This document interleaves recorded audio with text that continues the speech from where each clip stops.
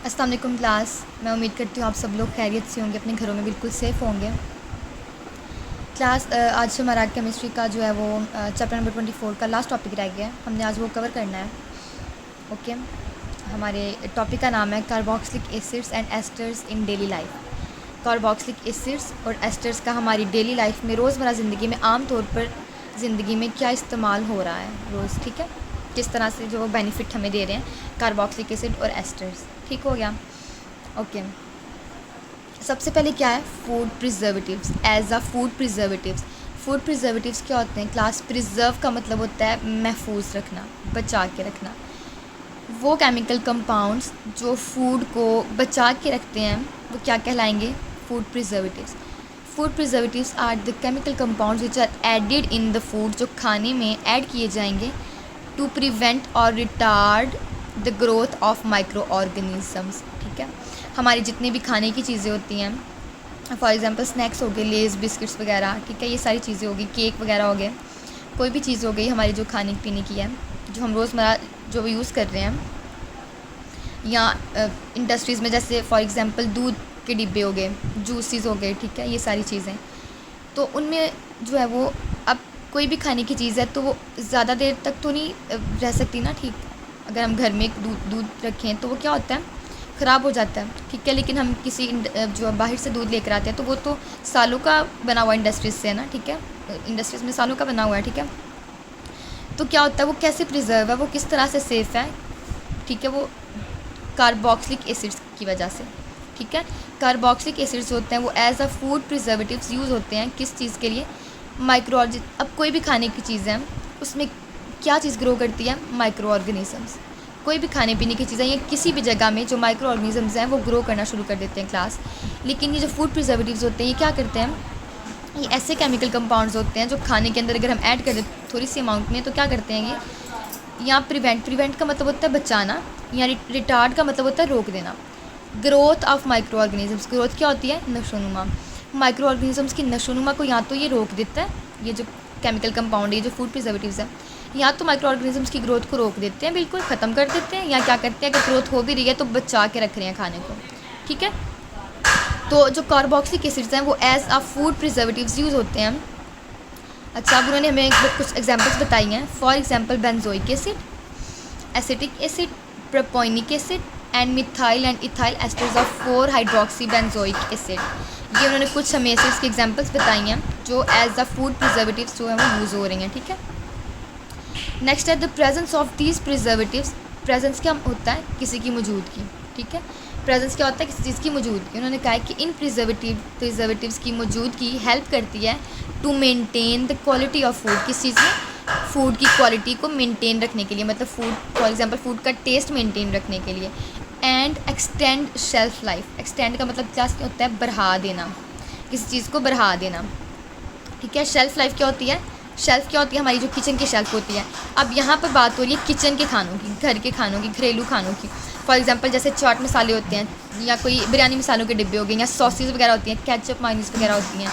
ठीक है, दूध के डिब्बे होते हैं, ये सारे। तो उन्होंने कहा कि इन प्रिजर्वेटिव्स की, ये जो खाने को प्रिजर्व करके रखते हैं, इन प्रिजर्वेटिव्स की जो मौजूदगी होती है वो क्या करती है? खाने की क्वालिटी जो होती है, मतलब टेस्ट वगैरह जो होती है उसको मेंटेन रखती है, उसको ख़राब नहीं होने देती।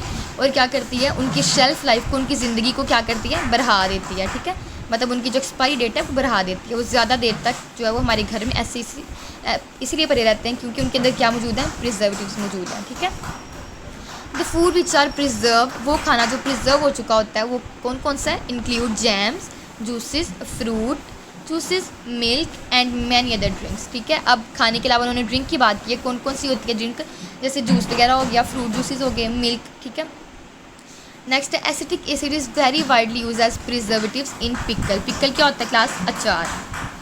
ठीक है, अब उन्होंने कि मैं बहुत एग्जांपल दी है, एक जो है वो आम सी कि एसिटिक एसिड जो है वो वाइडली बहुत ज़्यादा यूज़ होता है किसके अंदर?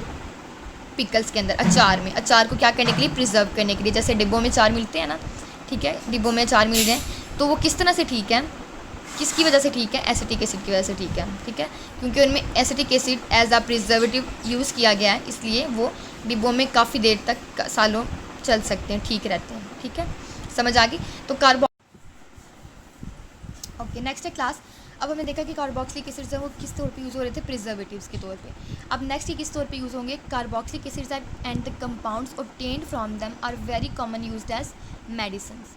किस तौर पे अब ये यूज़ होंगे, मेडिसिन्स के तौर पे, सच एज एस्पिरिन और आइबोप्रोफिन। ठीक है, एस्पिरिन और आइबोप्रोफिन जो मेडिसिन होती है वो कौन सी होती है, कार्बोक्सिलिक एसिड।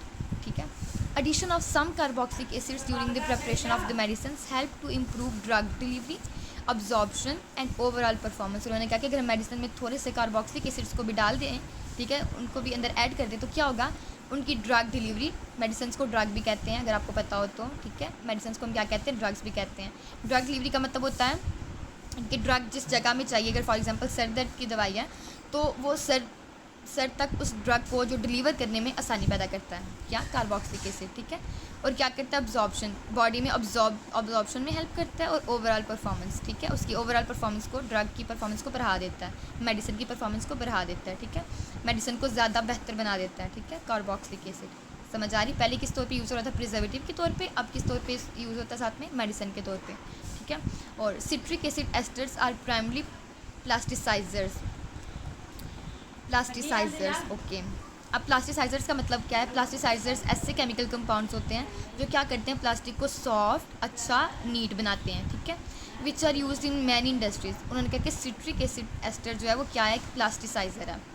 ठीक है, अब उन्होंने कहा कि पहले मेडिसिन के तौर पे भी यूज़ होते हैं, ठीक है, खाने पीने की चीज़ों के तौर पे भी मतलब फूड प्रिजर्वेटिव्स के तौर पे भी यूज़ हो रहे हैं, मेडिसिन के तौर पे भी यूज़ हो रहे हैं, और एज अ प्लास्टिसाइज़र के तौर पे भी यूज़ हो रहे हैं। और सबसे जो सबसे जो बड़ा प्लास्टिसाइज़र है वो कौन सा है, सिट्रिक एसिड एस्टर्स। ठीक है, सिट्रिक एसिड एस्टर्स हैं। ठीक है, which are commonly used in many industries, जो कि बहुत सारी इंडस्ट्रीज़ में यूज़ हो रहा है। Polymethyl methacrylate is used as substitute of glass and it is named as plexiglass. Plexiglass जो होता है वो क्या होता है, वो खिड़कियों में, गाड़ी के शीशों के तौर पे यूज़ होता है। ठीक है, या घर की खिड़कियों के तौर पे यूज़ होता है ये ग्लास। ठीक है, ये कौन सा, पोलीमिथाइल मेथाक्राइलेट। ठीक है, ये दोनों क्या हैं, एस्टर्स हैं। एक किस के तौर पे यूज़ हो रहा है, प्लास्टिसाइजर के तौर पे, और एक किस के तौर पे यूज़ हो रहा है, ग्लास के तौर पे, और दोनों क्या करते हैं, इंडस्ट्री में यूज़ हो रहे हैं। समझ आ रही है, कार्बोक्सिलिक एसिड पहले फूड प्रिजर्वेटिव के तौर पे यूज़ हो रहा था, फिर मेडिसिन के तौर पे, और जो सिट्रिक एसिड है वो किसके तौर पे यूज़ हो रहा है, प्लास्टिसाइजर के तौर पे, और किसके तौर पे, ग्लास के तौर पे। समझ आ गई, ओके। नेक्स्ट है ये थोड़ा सा हमारा, carboxylic acids occur in many common house hold fragrant items. Fragrant क्या होती है, फ्रेगरेंस क्या होती है, खुशबू।